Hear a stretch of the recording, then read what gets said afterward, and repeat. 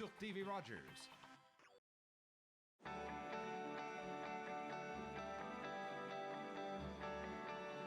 Vous regardez TV Rogers, Ottawa. Cette émission est présentée par Télé Élan. Vous êtes enfin aux commandes. Pour en savoir plus, visitez rogers.com.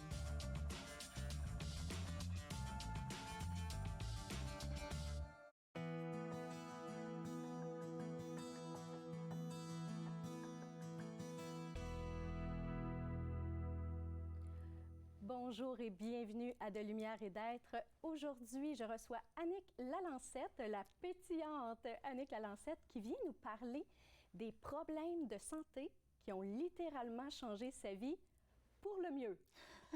Pour le mieux. Bonjour, bonjour Annick, merci d'être là.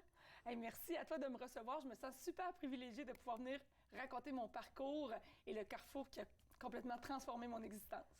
Oui, puis ce qui est étonnant dans ton cas à toi, c'est que la plupart des gens, quand ils rencontrent des problèmes de santé, donc c'est eux-mêmes qui vivent les problèmes de santé, c'est là qu'ils ont un éveil et qu'ils se disent « OK, il faut que je fasse des changements ».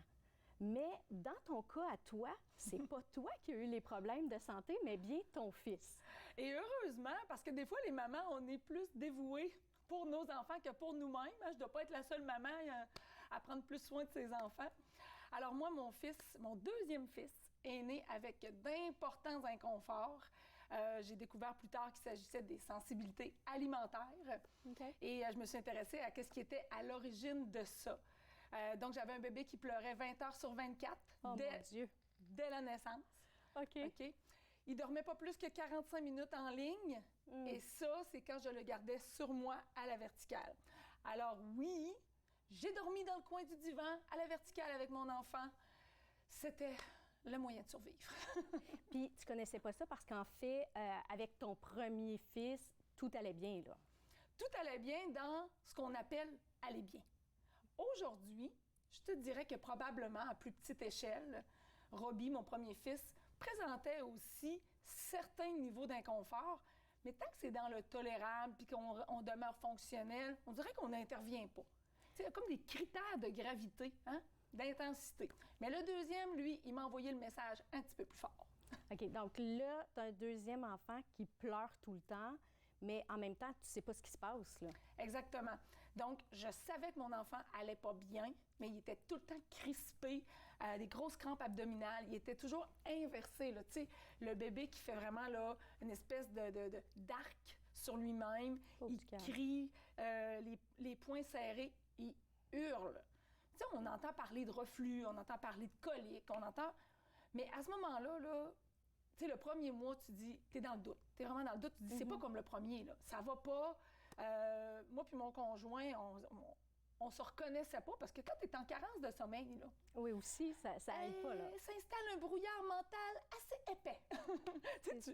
Puis est-ce que tu as consulté à ce moment-là? Déjà, à 3 semaines de vie, là, j'en étais à 2 redemandes de suivi avec mon médecin de famille. Et bien que mon médecin de famille est super bien intentionné, avec ses connaissances à elle, m'accueillait dans ma détresse, oui. Me retournait chez nous avec une petite tape dans le dos en me disant « ça va passer, c'est des coliques du nouveau-né, son système est en train de se placer, tu as eu un accouchement qui a été long. » Tu sais, je remets pas en question son cœur. Mais en quelque sorte, les sensibilités alimentaires et surtout qu'est-ce qui est à l'origine des sensibilités alimentaires, c'est pas un message qui est véhiculé à grande échelle. Donc, je me sentais complètement ignorante, mais la seule chose que je savais, mon fils, il allait pas bien. C'est ça, puis ça crée de l'inquiétude aussi, là. Puis est-ce que tu ressentais de la culpabilité aussi de dire, bien là, je suis pas une bonne mère, là, mon enfant pleure tout le temps, là, qu'est-ce que je fais de pas correct? Bien, tu sais, en quelque sorte, tu t'émets des hypothèses et à la limite, les hypothèses sont tellement dérangeantes que je me mettais un peu la tête dans le sable parce que l'hypothèse du reflux, je l'avais eu en tête. Mais le médecin dit « Ah, c'est normal, les clapets sont pas matures. » Donc, moi, j'avais foi là, ultime dans le sarrau blanc. Puis je me disais, bon, c'est comme un nouveau-né que son clapet n'est pas mature. C'est pour ça. Fait qu'on s'accroche à des hypothèses qui vont pas venir bouleverser ton quotidien.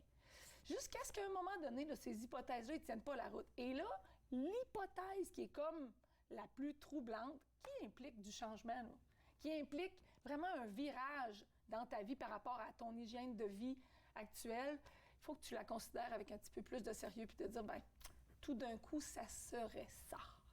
Et qu'est-ce qui est arrivé, en fait, pour que tu te dises, ben tout d'un coup, que ce soit des sensibilités alimentaires? Parce qu'en fait, c'est pas le premier réflexe aussi quand on a un bébé de 2 mois, parce que techniquement, soit que l'enfant est allaité ou il y a le biberon, mais son alimentation, c'est du lait, là, tu sais. Donc, c'est ça. On pense pas systématiquement à la sensibilité alimentaire pour un enfant de 2 mois. Donc, comment ça s'est arrivé dans ta vie de dire ça pourrait être une sensibilité alimentaire? Mais tu sais, l'enfant qui est allaité, ben il va être influencé, dans le fond, parce que la mère mange. Et ça, encore là, la littérature, là, ils prouvent pas ça hors de tout doute raisonnable. Tu sais, t'as des médecins qui pensent d'une façon, t'en as des scientifiques qui pensent de l'autre bord. Fait que toi, en tant que mère, là, quand t'as pas étudié là-dedans, là, où c'est que tu te positionnes dans le sérieux de ce que tu trouves? Donc oui, je l'avais envisagé, l'hypothèse que ce que je mangeais pouvait provoquer une réaction chez l'enfant en tant que tel. Moi, j'allaitais, l'allaitement se passait bien, mais ce qui primait, là, c'était vraiment... Il y avait toujours en arrière-plan l'intolérance. Les intolérances les plus populaires, là, c'est lait, soya, produits laitiers, gluten. Tu sais, c'est tout ce qui fait partie courante de notre vie. Et après 2 mois comme ça, tu sais, le genre de téléphone que tu reçois, là, tu vois le nom sur l'afficheur, là, puis t'as pas envie de répondre parce que ça fait tellement longtemps que tu n'y as pas parlé que tu sais même pas ce que tu vas y raconter. Une amie d'enfance. Je réponds, puis je me mets à pleurer aussitôt que je dis « bonjour ». Fait que là, mais qu'est-ce qui se passe? T'sais, tu m'as pas donné de nouvelles, ça fait 2 mois que tu as accouché. Normalement, je l'aurais appelé, tu sais. Oui, mais là, tu es dépassée, tu es fatiguée, puis tu cherches des solutions là, pour aider ton fils. Là. Oui, puis en même temps, je savais même pas par où commencer parce que je comprenais pas ce qui nous arrivait, tout simplement. Et j'avais aussi mon autre petit bonhomme de qui je m'occupais plus de temps. Tu sais, le papa était super présent. On était une équipe incroyable là-dedans. Et là, tu te sens que tu arraches un bras à un pour le donner à l'autre parce que, tu sais, une maman, bon, bref. Ouais. Le téléphone de Karine a changé ma vie. Puis je nomme Karine parce qu'encore aujourd'hui, je suis extrêmement reconnaissante. Elle m'a accueillie dans mon blablabla de tout ça décousu. Et après, elle m'a dit, sais-tu quoi? J'ai vécu ça il y a 7 ans.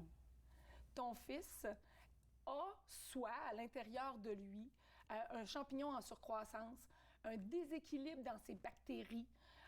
Vraiment, j'ai appris depuis ce temps-là, là, ça fait maintenant presque 4 ans, j'ai appris à quel point c'est important. Donc, ce qui est à l'origine des intolérances alimentaires se trouve souvent à être un microbiote ou une flore qui est déstabilisée. Donc, ça allume ton système de défense, tu sais.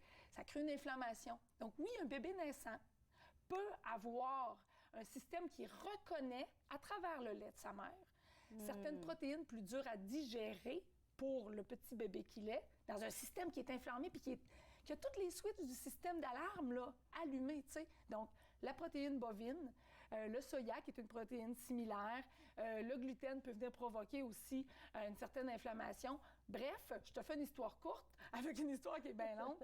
Ce jour-là, elle m'allume que potentiellement cette hypothèse-là est la bonne. Ce que j'ai fait, 3 jours de temps, je n'ai mangé que ce qui était vraiment naturel, là, tu sais, ce que tu peux avoir dans ton jardin, puis de la viande. Parce que quand elle te parle de ça, toi, ça fait écho en toi, puis il y a une lumière qui s'allume puis qui dit « ça se peut que ce soit ça ». Cette fille-là, j'ai énormément confiance en elle. Et si elle a vécu ça avec sa fille et qu'elle a marché le chemin 7 ans auparavant, ben moi, je me dis...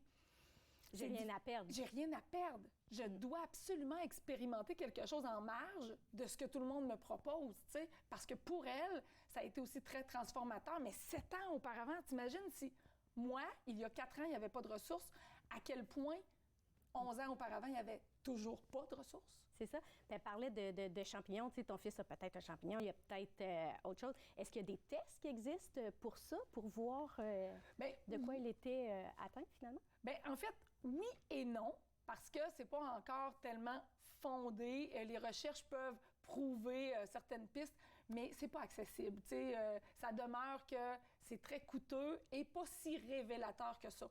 La meilleure chose en ce moment à faire, c'est vraiment de retirer ce qui peut être perçu comme un agresseur pour le système. Le système digestif. Le système digestif perçoit certains aliments comme des agresseurs, alors que s'il n'est pas en irritation, il ne le percevra pas, tu sais. Donc, le test ultime à faire, puis c'est ce qu'elle m'a dit au téléphone, c'est, écoute, fais la restriction des aliments que moi je te nomme, les plus courants. OK. Puis s'il y a un changement qui s'opère, tu investigueras. Et c'est ce que j'ai fait pendant 3 jours de temps. C'est quoi t'as retiré? Lait, soya, gluten, tout. En fait, je mangeais, là, comme je te dis, vraiment ce qui pousse dans le jardin, de la viande, tu sais, le minimum de ce qui est naturel. OK. Et 3 jours après, là, dans le fond, le dimanche matin, je me souviendrai encore de ce matin-là, mon bébé s'est endormi au sein, ce qui était, c'était jamais arrivé. Et il a dormi 4 heures d'affilée. Ah, j'ai des frissons. Au sein. J'osais même plus respirer, je bougeais plus. J'avais envie de dire à tout le monde, il dort. Il n'y a pas eu de crampe, il ne s'est pas arqué, il n'a pas fait quoi que ce soit. Donc là, pour moi, j'avais la réponse que j'attendais, qu'il fallait que des changements s'opèrent. Donc, même si la littérature était controversée sur est-ce que les aliments, ça passe dans le lait de la mère, moi, là, il n'y a plus de littérature qui tenait, là. Moi, je venais de vivre le fait que j'ai changé mon alimentation, mon bébé boit, puis il a pas mal. Hey, là, je me sentais la mère la plus forte de la Terre. Là. Alors que j'étais celle qui ne comprenait pas, j'allais comprendre ce qui allait se passer. Là. Fait que là, il y a de l'espoir. On se sent en puissance parce qu'on dit, OK, quand j'élimine ça de mon alimentation, j'ai des résultats, puis mon bébé va bien. Il n'y a rien de plus rassurant pour une mère de dire, enfin. Une piste de solution. Tu sais, je ne comprenais pas l'étendue de tout ça comme je le comprends aujourd'hui parce que j'ai investigué profondément. Mais je savais, maintenant, j'avais au moins la conviction qu'à travers mon lait, ce que je mangeais, moi, influençait sa condition. Alors, tu sais, souvent, là, ce qui nous rend vraiment mal comme mère, c'est quand on se sent impuissante. Tu es une mère toi-même. Il y a des situations que nos enfants vont vivre plus tard sur lesquelles on n'a aucun contrôle. Et ça, c'est pas facile. Mais ça, t'en avais, là. Pour les problèmes digestifs, t'en avais un contrôle en disant, en changeant mon alimentation, ça influence directement la santé de mon fils. Voilà. Et c'est ça qui m'a donné le plus grand espoir, de voir que c'était pas une fatalité d'avoir un enfant qui était mal. En même temps, ça fait du bien à mon ego de dire, hey, j'avais raison de dire que mon enfant allait pas bien, puisque là, maintenant, il dort. Et puis, dans ces 4 heures-là aussi, j'ai fait une sieste qui m'a permis aussi de retrouver mon jugement sur la situation et de voir quel serait le plan de match pour la suite. Parce que je ne comprenais pas nécessairement tout ce qui était à l'origine de l'inflammation. Je ne savais pas quel champignon, quelle bactérie, quel quoi que ce soit, mais je savais qu'il y avait quelque chose avec l'alimentation. Et ça, c'était suffisant pour moi pour partir sur mon parcours du combattant. Ah, ben c'est génial. Parce que ce que j'aime, c'est toute ta passion, hein, ton dynamisme. Donc, tu n'as pas basculé dans « Oh non, tu sais, je vais manquer certains aliments ou je vais m'ennuyer de manger telle chose ». Tu étais plutôt dans la joie de voir les résultats. Donc, c'était pas pénible pour toi de couper certains aliments, là. C'est sûr que de base, là, Annick, elle vient avec un modèle d'état d'esprit par rapport aux défis, aux challenges qui est positif. Pour moi, c'était une occasion de résoudre le calvaire que je vivais depuis 2 mois. Parce que, honnêtement, aller jusqu'à cet appel-là avec mon amie Karine, j'avais envisagé les hypothèses, mais je n'avais pas la conviction que je devais aller de l'avant. Tandis que là, ça m'a vraiment fait en sorte que c'était une piste qui valait la peine d'être explorée. Puis oui, ça l'a fait naître l'apprentissage, la joie d'avoir un pouvoir sur ce qui arrivait. Et je me suis dit, ça prendra le temps que ça prendra. Donc, de me restreindre... Et là, tu t'es mis à investiguer à fond. Je t'arrête, ma chère passionnée. On doit aller à la pause. Donc, on revient dans quelques minutes. Restez des nôtres et on va voir la suite de l'investigation.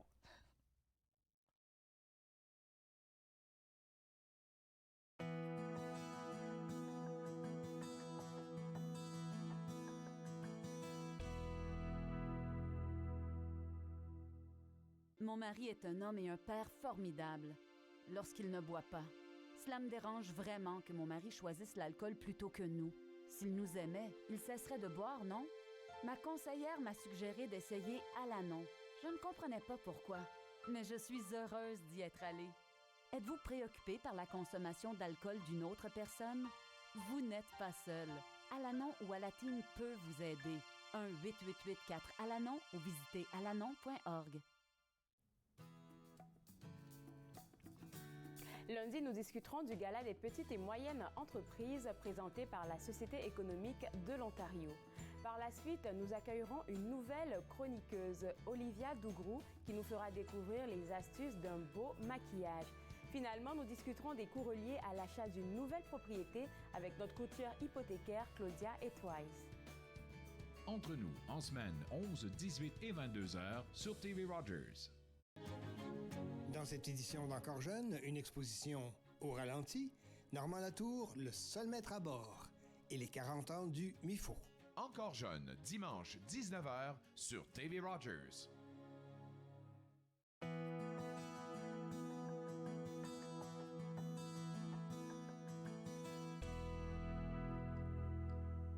De retour à De lumière et d'être avec Annick Lalancette qui nous parle avec passion des problèmes digestifs de son fils qui ont littéralement changé ta vie et ta perception aussi de l'alimentation et de la santé.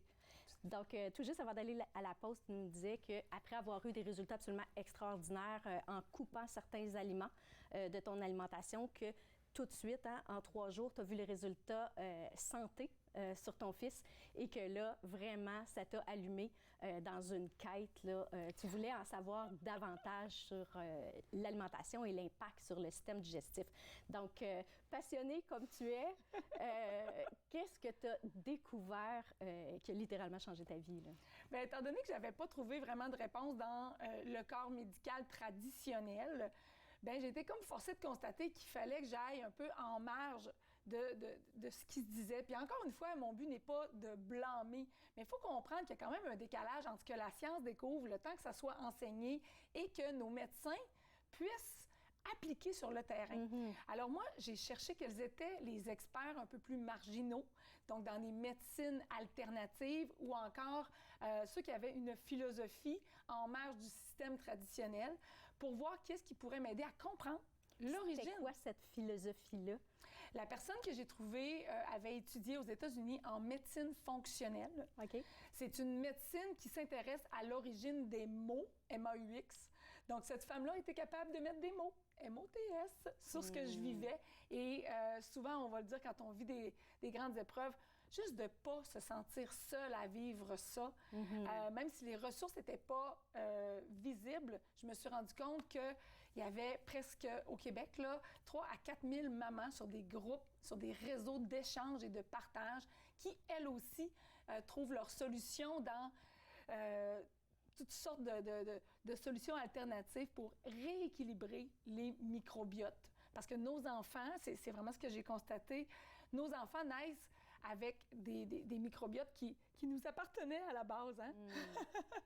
Fait qu'en quelque sorte, on a travaillé à rééquilibrer le sien en comprenant quelles étaient les bactéries ou les virus, les microbes, les champignons qui avaient envahi ses organes durant ma grossesse. Alors, j'étais pas blanche comme neige, hein? C'est moi qui avais pensé ça. Parce que tu avais une alimentation traditionnelle avant. Mais là, en changeant ton alimentation, ça a eu un impact sur la santé de ton fils, mais j'imagine que par le fait même, ça a eu un impact sur ta santé à toi. Oui, tout à fait. Puis, tu sais, quand on parle de changer l'alimentation, on n'est pas en restriction pour le restant de la vie, là. Okay. L'idée, c'est d'arrêter de nourrir ses inconforts. Et le fait de le faire pour Diaz, ça a fait en sorte que moi, j'ai réalisé que je traînais des inconforts depuis très, très longtemps dans ma vie et que ces signaux d'alarme-là, j'aurais pu les écouter, mais c'était tellement banalisé parce que moi, j'étais comme tout le monde. J'avais une alimentation comme tout le monde, pas pire, pas moins. Oui, j'étais une bébête à sucre, mais combien de personnes la portent, cette étiquette-là de bébête à sucre? Maintenant, je comprends qu'à grand coup de sucre et de levure, je nourrissais les champignons qui étaient à l'origine des inconforts que j'avais.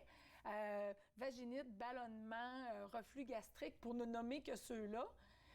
ont été de raison. La plupart des gens ont tendance à banaliser tout ça. T'sais, après un repas, les gens sont ballonnés puis disent « Ah, ben, je suis ballonnée, j'ai trop mangé. » Exactement. J'ai des reflux. Je vais prendre des antiacides et ça va passer, là. C'est ça. Fait qu'on a plein de petites solutions pour patcher nos bobos, si je peux me permettre l'expression, qui fait en sorte qu'on ne se rend pas compte jusqu'à temps qu'une condition médicale adresse notre situation ou bien qu'on frappe un mur.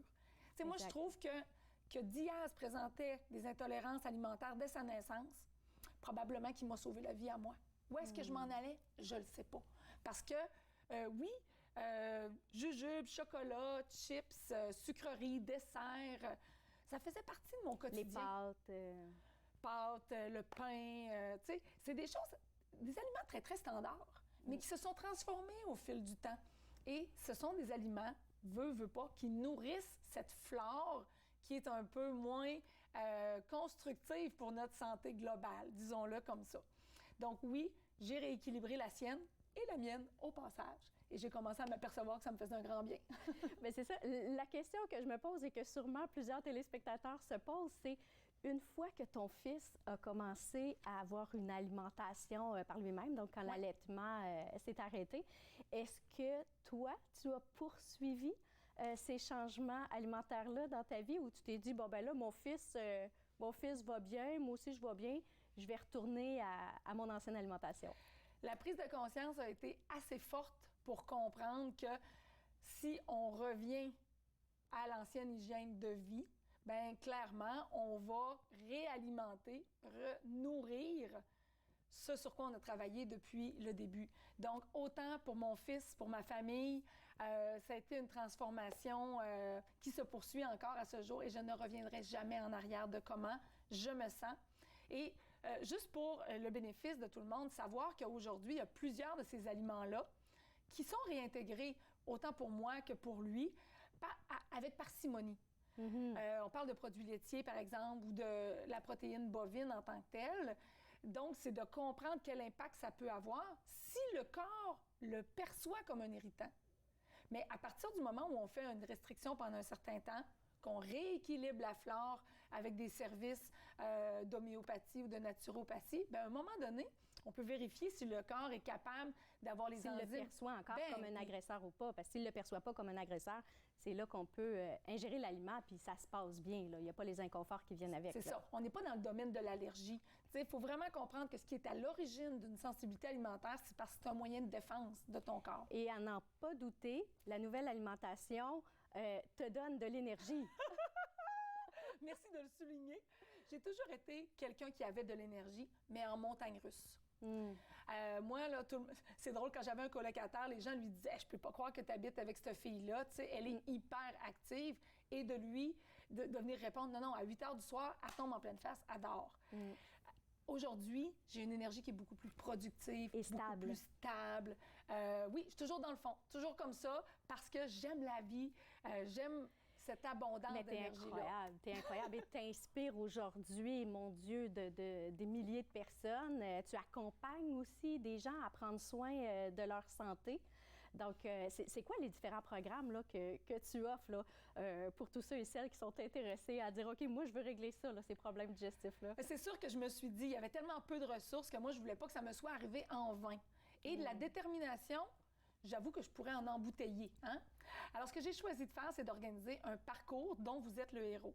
C'est un parcours dans lequel j'accompagne les individus autant que les familles à prendre conscience par des carrefours, à chaque fois qu'on se rencontre, de voir quelles sont les habitudes toxiques qu'ils pourraient laisser tomber, quels sont les comportements qu'ils pourraient intégrer dans leur quotidien qui vont favoriser une hygiène de vie qui va être beaucoup plus efficace et en harmonie avec la condition avec laquelle tu veux vivre. Tu sais, c'est incommodable. J'imagine que c'est un plus d'être accompagné parce que la plupart des gens ont peur. Hein? Il y a une association qui est là de dire, bien, changer mon alimentation, ça va être difficile. Ouais. Je vais avoir une perte de plaisir. Je vais souffrir. Donc, j'imagine que c'est ça les plus grandes... à travers tout ça. Les plus grandes craintes des gens, là. Bien, tout à fait. Les gens que j'accompagne, dès le départ, tiennent tous de « mais comment je vais faire pour me priver de pain? Est-ce que je vais encore pouvoir boire du vin? Est-ce que... » Et on n'est pas dans le « peu » ou dans le « tu dois ». On est dans faire de meilleurs choix. Mettre du jugement dans ton assiette, garder le plaisir au menu, mais ne pas nourrir des inconforts qui sont peut-être banals, mais qui sont des irritants pareils. Tu veux une énergie productive. Tu veux pas t'endormir dans l'après-midi parce que tu souffres de ton dîner. Tu sais, tu veux pas être obligé de prendre du Red Bull ou de Monster pour pas faire de publicité.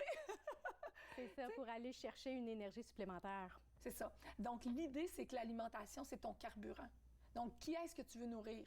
Toi, la vie, ou tu veux nourrir tes inconforts? Il est là, le carrefour. Et moi, c'est pour ça que je suis missionnée d'accompagner des gens à le faire parce que ça leur fait peur, Mais avec un coach, tu fais rien que tu n'aurais pas pu faire toi-même. Des fois, ça va un peu plus vite. C'est les bénéfices de l'accompagnement. Quand on sent qu'on va flancher, bien là, on a de l'aide. Il y a une main tendue qui est là pour pouvoir nous accompagner justement dans ce carrefour-là, ce changement-là qu'on veut instaurer pour son bien-être à soi.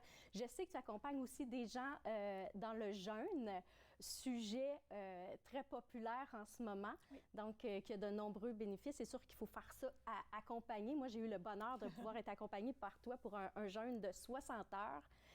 Après 3 heures, j'étais déjà paniquée à l'idée de ne pas pouvoir manger le prochain repas. Mais les bénéfices sont incroyables. Très, très, très rapidement, Annick, quels sont les bénéfices de faire des petits jeûnes comme ça? Là?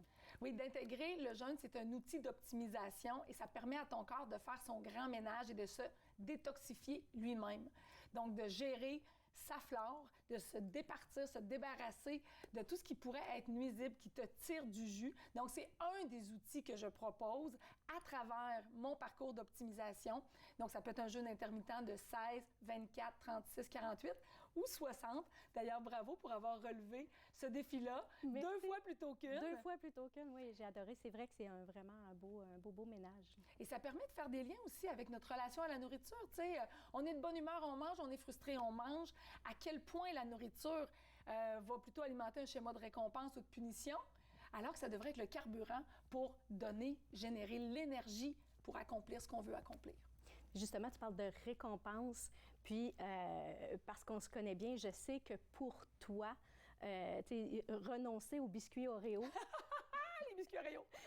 Ça a été difficile, mais qu'en même temps, tu as tellement de bénéfices à être en santé que pour toi, tu mets le focus davantage sur ce que tu as comme récompense à bien manger plutôt que de t'alimenter de fast-food et de sucre. Là. Tout à fait. Ça me coûte pas mal plus cher de manger des biscuits Oreo que de m'en priver. Alors pour moi, ça devient une évidence de le faire. Et à la limite, quand bien même, j'en remangerais une boîte cette année. Au lieu d'en manger une par jour, je serais déjà dans l'optimisation de mon humain et je ne vais pas pour autant aller scraper tous les efforts des dernières années. Donc, pour moi, c'est devenu une évidence que la nourriture, c'est le carburant, c'est ma matière première, autant pour mon fils, ma famille, que les gens que j'accompagne. Je trouve ça vraiment important. Je trouve ça vraiment important. Dernière question, ma belle Annick. Est-ce que c'est possible de faire des changements alimentaires dans le plaisir? Tellement! Je suis une épicurienne, tu l'as dit, tu me connais bien. J'aime la vie, j'aime l'abondance. Donc, j'ai un guide que je fournis aux gens que j'accompagne, mes 100 meilleures recettes, parce que mon chum pourrait vous le dire, j'ai pas toujours fait des bons tests à la table. Il y a des fois, il m'a dit « Oh, celle-là, t'es pas obligé de la refaire. » Donc, pour sauver du temps aux gens que j'accompagne et garder le plaisir au menu, je fournis le guide de la parfaite recette pour ceux qui veulent réapprendre à cuisiner différemment, manger plus naturellement et obtenir une énergie très productive. Merci, Annick, d'avoir été là. Merci de nous insuffler ta passion. À tous ceux et celles qui auraient envie de travailler avec toi, d'être accompagnés par ta superbe énergie, tes recettes, ton alimentation, on te retrouve sur les réseaux sociaux et sur ton site Web. À vous à la maison, merci d'avoir été là et on se revoit pour la prochaine émission.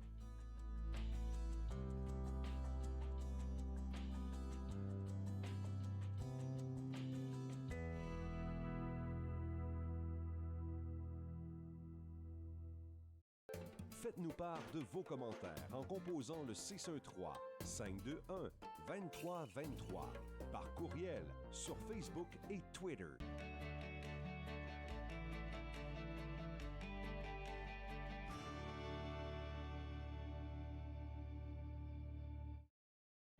À la prochaine émission de Yoga en progrès, nous pratiquons des pauses qui nous aident à cultiver le calme. Soyez des nôtres. Yoga en progrès, demain dès 8h30 sur TV Rogers.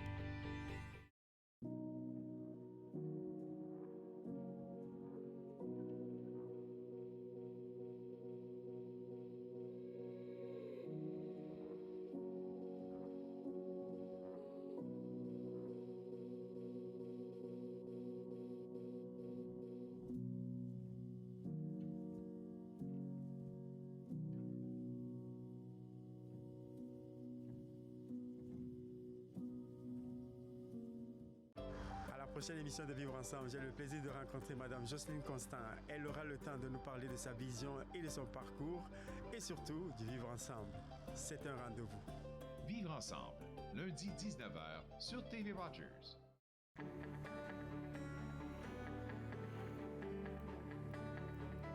Vous regardez TV Rogers, Ottawa.